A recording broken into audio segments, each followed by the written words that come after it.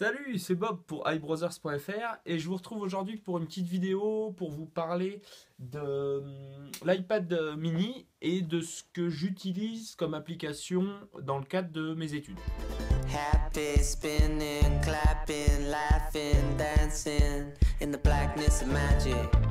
Get it. Alors souvent on pense qu'un iPad c'est pas suffisant pour prendre ses notes dans ses études en général. Et moi, je vais vous montrer les applications que j'utilise, et notamment Note Plus, que j'utilise donc avec un stylet. Et je vous montre ça tout de suite sur l'iPad mini. Voilà, on se retrouve sur mon iPad mini, où ici, donc j'ai mon dossier School, où j'ai toutes mes applications dont je me sers, toutes les applications dont je me sers pour les études.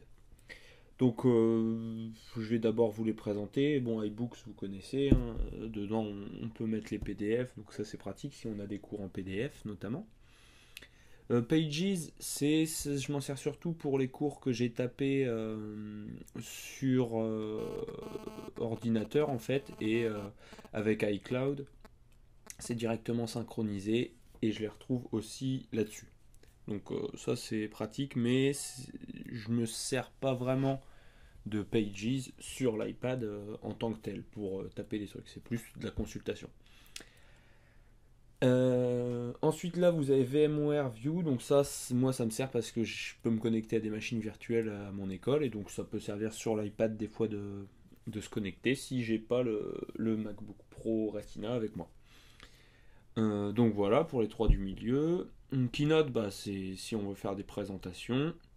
Ici on a juste une calculatrice. Et Hop2, dedans on peut mettre tous les fichiers du type Word, Excel, etc. Donc ça je m'en sers si j'ai des fichiers à prendre qui n'ont pas été faits par moi ou qui n'ont pas été faits sous Mac et donc que je peux pas mettre ailleurs. Voilà pour cela. Et donc les trois principales dont je me sers, c'est les trois du dessus. Donc, je vais d'abord vous montrer Calculator. Donc c'est une calculatrice en fait à, à main. Voilà, je sais pas comment on pourrait dire autrement, mais voilà, on écrit à la main ce qu'on veut et lui il nous donne le résultat. Et après on peut éditer, le mettre sur 6, enfin faire des fractions, on peut parenthéser, etc. Donc voilà, ça peut être pratique quand on a des calculs à faire, c'est souvent plus rapide que de les faire sur une calculatrice. Donc voilà. Voilà pour ça. Ensuite, MathPad. Donc ça c'est utile pour tous ceux qui ont des formules de maths notamment à taper. Puisqu'en fait c'est une application de reconnaissance d'écriture qu'il a transcrit en photo ou en LaTeX ou voilà. Donc je sais pas moi par exemple, hop,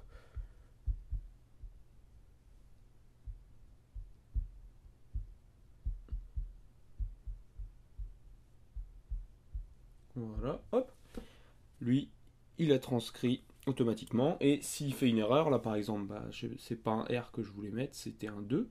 Donc hop, on raye, on refait bien notre petit 2, hop, attention, hop, et voilà. Donc ça c'est assez pratique. Et après ici on a le petit bouton pour exporter, donc soit on l'exporte en image, en LaTeX ou en MathML, et par exemple là hop, si je fais export en image, je peux la copier.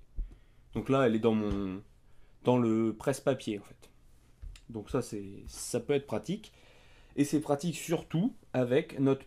Donc ça que je vous présente un peu plus en détail que les autres. Puisque c'est là-dessus principalement que je prends mes notes. Alors Note+, on peut créer dedans des carnets. Et dans chaque carnet, plusieurs cahiers. Enfin en fait on crée des dossiers, voilà, et dans chaque dossier on met plusieurs carnets de notes. On peut choisir l'arrière-plan, la taille de la page, où est-ce que sera la marge, plein de choses comme ça. Et Note Plus, ce qui est intéressant, c'est qu'on peut par exemple lui amener dedans des PDF et ensuite écrire dessus à la main. Donc hop, on écrit dessus. On peut ajouter une zone de texte à peu près n'importe où, hop, on écrit. Et on peut aussi gommer ce qu'on a fait. Et il y a plein de fonctionnalités intéressantes. Donc là notamment, j'ai dans mon presse-papier quelque chose, hop, je le colle, et là je peux le mettre facilement où je veux. Et je trouve ça beaucoup plus facile à faire que sous Pages par exemple. Donc voilà. Et on peut ajouter une zone de texte qui, elle, est transportable comme l'est une image en fait. Donc ça, pour ça, voilà, c'est ici. Hop, voilà. Zone de texte. Voilà. Là, je mets la taille que je veux. J'écris ce que je veux dedans. Après, hop, je peux la remettre à la taille que je veux et la déplacer sur mon document où il faut. Donc ça, c'est plutôt pas mal. Euh, un autre truc que permet Note+, c'est la reconnaissance de l'écriture et la transcrire en texte tapé. Donc si par exemple je marque bonjour, hop, je l'entoure.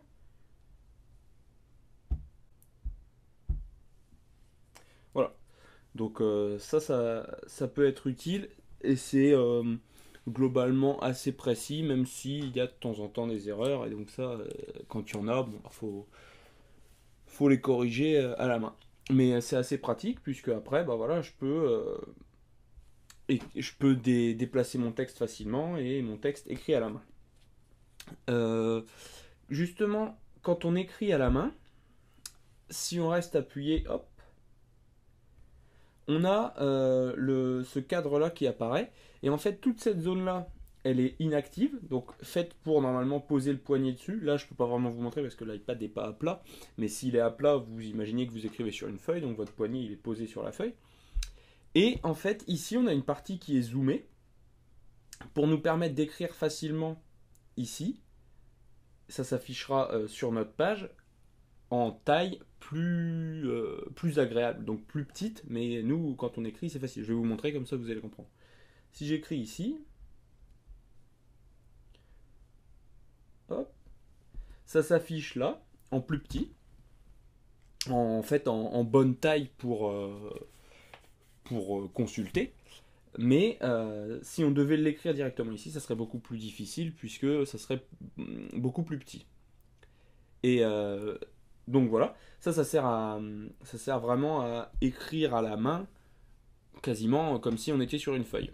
Et en plus, ce qui est sympa, là vous avez vu que le cadre il s'est grisé sur le côté gauche, en fait c'est pour permettre un défilement automatique de l'écriture.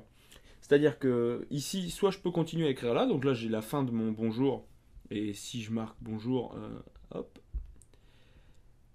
ici, soit je peux continuer là, mais après je pars trop à droite, je peux plus, je reviens directement là, et ça continue à s'écrire juste à côté.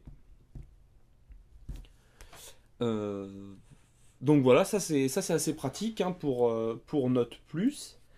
Euh, donc voilà, vous pouvez choisir bien sûr comme à peu près toutes les applications de ce genre-là, votre style d'écriture, etc. hein, la taille, la couleur du crayon, plein de choses comme ça. Mais donc moi j'avais pris Note+, parce qu'on pouvait s'en servir avec des PDF, avec des images, on peut faire des copier-coller. Il y a même un navigateur internet intégré. Hop, j'ai intégré là. On peut aller sur internet ici. Donc si on a des copier-coller à faire d'un truc d'internet, ou même si on veut rechercher, enfin c'est assez pratique. Et possibilité d'exporter tous nos cahiers en PDF aussi. Donc tout ça c'est pas mal. Donc voilà, c'était un peu pour vous présenter hein, toutes les applications que j'utilise en cours, et donc plus particulièrement Note+, qui est assez intéressante. Et comme vous le voyez, j'utilise un stylet, hein, c'est indispensable si on veut prendre des notes vraiment sur l'iPad. Et c'est le stylet bambou Donc le stylet bambou qui est à une vingtaine d'euros, il me semble, et qui se trouve un peu partout. Voilà, donc tout ça pour vous dire que si vous êtes étudiant et que vous hésitez à prendre un iPad parce que vous vous dites que ça vous suffira pas pour prendre vos cours ou pour vos études de manière générale, eh bien c'est faux. Vous pouvez largement prendre vos cours et travailler régulièrement sur votre iPad, même pour consulter les cours et tout, c'est vachement agréable. Et donc voilà, vous aurez besoin d'un petit stylet. Et moi je vous conseille vraiment cette application Note Plus qui coûte une dizaine d'euros, il me semble, sur l'App Store. Donc voilà, c'est tout pour moi. C'était Bob pour iBrothers.fr et je vous dis à bientôt. Happy spinning, clapping, laughing.